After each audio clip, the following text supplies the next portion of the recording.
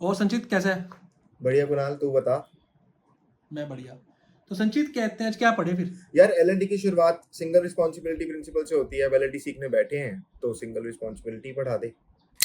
तो हम single responsibility को ना पहले एक थोड़ा बड़ी ही फॉर्मल डेफिनेशन में समझते हैं कि सिंगल रिस्पॉन्सिबिलिटी प्रिंसिपल होता क्या है, राइट?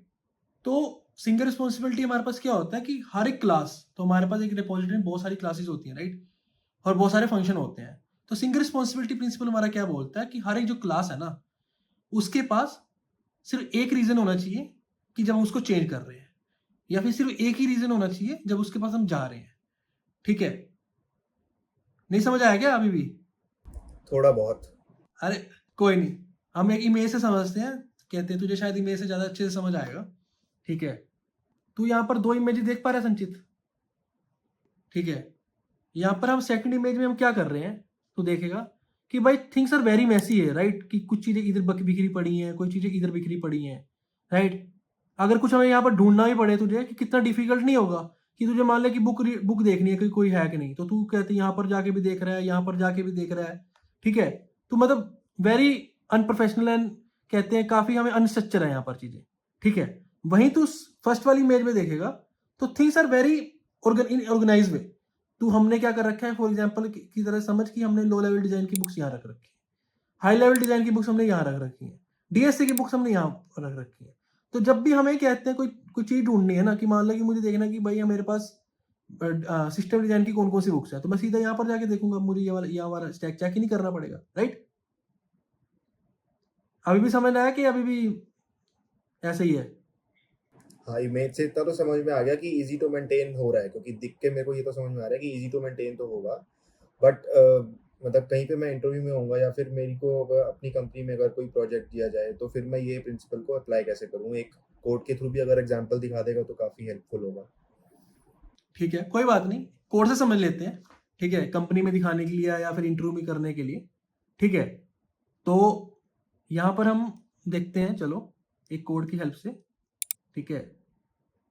तो यहाँ पर हम एक स्विगी की ऐप के थ्रू से समझते हैं कि भाई सिंगल रिस्पॉन्सिबिलिटी प्रिंसिपल क्या होता है। ठीक है? तो स्विगी, हमें पता है कि स्विगी क्या करती है, हमारे पास फूड डिलीवरी करती है, राइट? तो इस हम्म। क्लास में हमने क्या कर रखा है कि हमने स्विगी में रेस्टोरेंट भी ऐड कर हम्म। रहे हैं, उसकी डिटेल भी चेक करनी है हमें। हमें ऑर्डर का लाइफ साइकिल भी देखना है कि ऑर्डर प्लेस हुआ कि नहीं हुआ, कैंसिल हुआ कि नहीं हम्म। हुआ, राइट? या फिर हमने जो पेमेंट करते हैं तो उस पेमेंट प्रोसेस हुई है कि नहीं है, उसकी स्टेट क्या है। तो हम सब कुछ एक ही क्लास में कर रहे हैं। तो तुझे इस क्लास में कुछ इशू दिख रहा है क्या?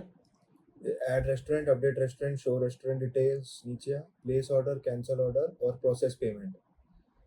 हाँ, मतलब यही इशू है कि काफी मेसी है ये क्लास, और मतलब बहुत सारे फंक्शंस हैं। एग्जैक्टली यही प्रॉब्लम है जो कि हमारी सिंगल रिस्पॉन्सिबिलिटी प्रिंसिपल सोल्व करती है। ठीक है? सिंगल रिस्पॉन्सिबिलिटी जैसे मैंने क्या स्टार्टिंग में क्या बताया था कि हम चीजों को तोड़ देंगे। ठीक है? एक अलग अलग फंक्शनैलिटी में। ठीक है?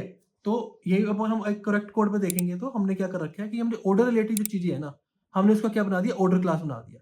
तो जितनी भी जो हमारे फंक्शंस होंगे ना ऑर्डर रिलेटेड, उसको हम क्या रखेंगे, हम ऑर्डर क्लास में रखेंगे सिर्फ। ठीक है? जितनी भी हमारे पास फंक्शनैलिटी है, जितनी भी हमारे पास कहते हैं प्रोसेसेस है विद रिस्पेक्ट टू पेमेंट, उसको हम क्या रखेंगे, पेमेंट क्लास में रखेंगे। जितनी भी हमारी चीजें हैं विद रिस्पेक्ट टू रेस्टोरेंट, उसको हम कहाँ रखेंगे, रेस्टोरेंट क्लास में रखेंगे।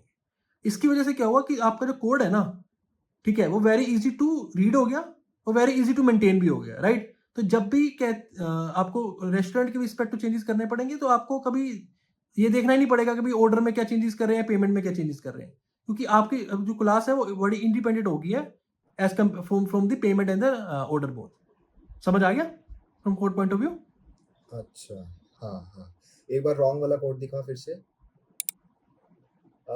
इसमें अगर तू और मैं इकट्ठे काम कर रहे हैं तो मेरे को तेरा पता होना चाहिए और तेरे को मेरा पता होना चाहिए कि हम, क्योंकि हम एक ही फाइल को चेंज कर रहे हैं, मतलब।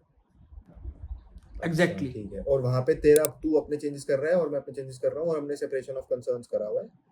तो तेरे को मेरे से कोई मतलब नहीं है और मेरे को तेरे से कोई मतलब नहीं है, क्योंकि एक डोमेन ही अलग हो गया बिल्कुल। एग्जैक्टली एग्जैक्टली हाँ। एग्जैक्टली मेंटेन हो जाए और रीड भी आसान हो जाए, कि किसी को पता होना चाहिए भाई अगर मुझे ऑर्डर रिलेटेड चीजें करनी है तो मैं सिर्फ ऑर्डर सर्विस में जाके चेक करूं, और वो सारा कोड ऑर्डर सर्विस में ही होगा, ऑर्डर क्लास में ही होगा, वो और कहीं इधर इधर बिखरा नहीं होगा। राइट? समझ गया? ठीक है, काफी क्लियर हुआ। थैंक यू, हैव फन गुनान, bye. Okay, have fun, bye bye.